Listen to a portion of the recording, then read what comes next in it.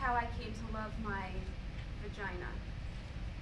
It's embarrassing because it's not politically correct.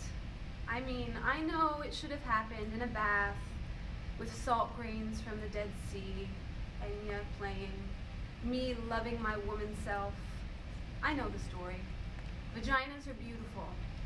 Our self-hatred is the internalized repression and hatred of the patriarchal culture. It isn't real. Pussies unite. I know all of it. Like if we'd grown up in a culture where we were taught fat thighs were beautiful, we'd all be pounding down milkshakes and Krispy Kremes, lying on our backs, spending our days thigh expanding. But we didn't grow up in that culture. I hated my thighs and I hated my vagina even more. I thought it was incredibly ugly. I was one of those women who had looked at it, and from that moment on, I wished I hadn't. It made me sick. I pitied anyone who had to go down there. In order to survive, I began to pretend there was something else between my legs. I imagined furniture. Cozy futons with light cotton comforters, little velvet settees, leopard rugs, or pretty things, silk handkerchiefs, quilted pot holders, or place settings. I got so accustomed to this that I lost all memory of having a vagina. Whenever a man was inside me, I pictured him inside a mink-lined muffler or a Chinese bowl. Then I met Bob. Bob was the most ordinary man I had ever met. He was thin and tall and nondescript and wore khaki tan clothes.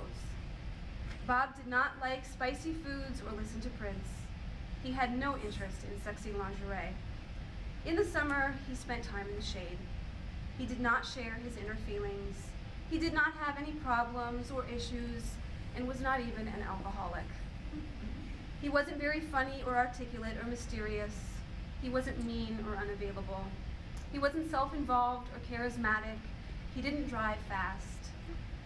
I didn't particularly like Bob. I would have missed him altogether if he hadn't picked up my change that I dropped on the deli floor. When he handed me back my quarters and pennies and his hand accidentally touched mine, something happened. I went to bed with him. That's when the miracle occurred. Turned out that Bob loved vaginas. He was a connoisseur. He loved the way they felt, the way they tasted, the way they smelled, but most importantly, he loved the way they looked. He had to look at them. The first time we had sex, he told me he had to see me. "I'm right here," I said. "No, you," he said. "I have to see you." "Turn on the light," I said, thinking he was a weirdo and freaking out in the dark.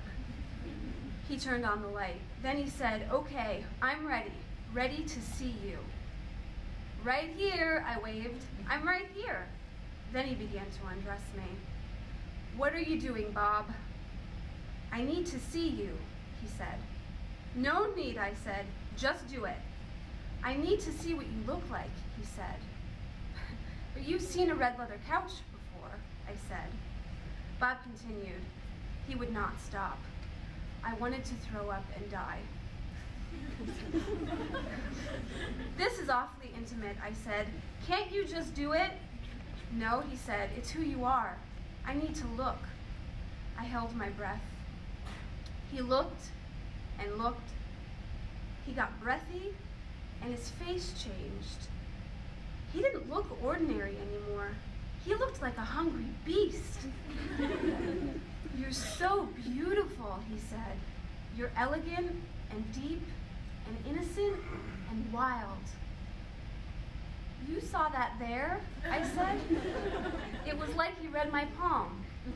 "I saw that," he said, "and more. Much, much more." He stayed looking for almost an hour, as if he were studying a map, observing the moon, staring into my eyes. But it was my vagina. In the light, I watched him looking at me, and he was so genuinely excited, so peaceful and euphoric. I began to get wet and turned on. I began to see myself the way he saw me. I began to feel beautiful and delicious, like a great painting or a waterfall. Bob wasn't afraid. He wasn't grossed out. I began to swell, began to feel proud, began to love my vagina. And Bob lost himself there. And I was there with him, in my vagina. And we were gone.